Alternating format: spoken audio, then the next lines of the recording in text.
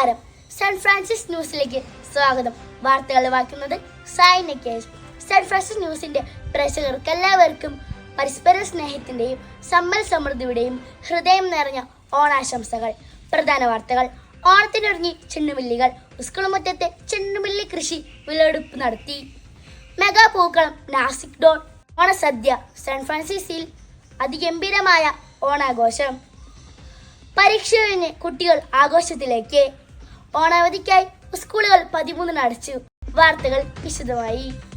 Vailathur saint Francis UP സ്കൂളിൽ വിദ്യാർത്ഥികൾ ഓണത്തിന് ഒരു കുട്ടപ്പൂവ് പദ്ധതിയുടെ ഭാഗമായി നട്ട ചെണ്ടമല്ലി കൃഷിയുടെ വിളവെടുപ്പ് വടക്കേകാട് ഗ്രാമപഞ്ചായത്ത് പ്രസിഡന്റ് നബിൻ NMK ഉദ്ഘാടനം ചെയ്തു.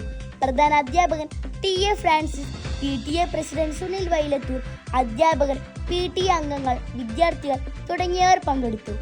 ഈ വർഷത്തെ ഓണാഘോഷങ്ങൾ അതിവിപുലമായി സ്കൂളിൽ നടത്തി.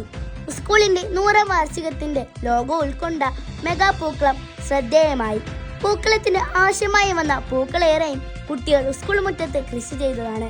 മുറ്റം നിറഞ്ഞ് തിരുവാതിര കളിച്ചുകൊണ്ട് അധ്യാപകരും രക്ഷിതാക്കളും കുട്ടികളും ഓണം ആഘോഷിച്ചു. കന്നഡ സംഗീത സംവിധായകൻ സണ്ണി മാധവൻ ഓണാഘോഷം ഉദ്ഘാടനം ചെയ്തു. പ്രധാന അധ്യാപകൻ TA ഫ്രാൻസിസ് അധ്യക്ഷത വഹിച്ചു. തുടർന്ന് നടന്ന വടംവലി മത്സരം പഞ്ചായത്ത് പ്രസിഡന്റ് NMK നബിൻ ഉദ്ഘാടനം ചെയ്തു. ഓണത്തോടനുബന്ധിച്ച് ഒരുക്കിയ ഓണസദ്യ വിളമ്പിയതും കുട്ടികൾ തന്നെയായിരുന്നു. ഓണാഘോഷങ്ങൾക്ക് ആവേശം പകരാൻ 2 ടീമുകളുടെ നാസിക് ഡോൺ രാവിലെ മുതൽ സ്കൂൾ മുറ്റത്ത് സജീവമായിരുന്നു. അധ്യാപകരും PTA അംഗങ്ങളും ആഘോഷങ്ങൾക്ക് നേതൃത്വം നൽകി.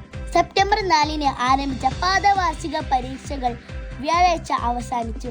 ഓണാവധിക്കായി സംസ്ഥാനത്തെ സ്കൂളുകൾ 13-ാം തീയതി വെള്ളിയാഴ്ച അടച്ചു.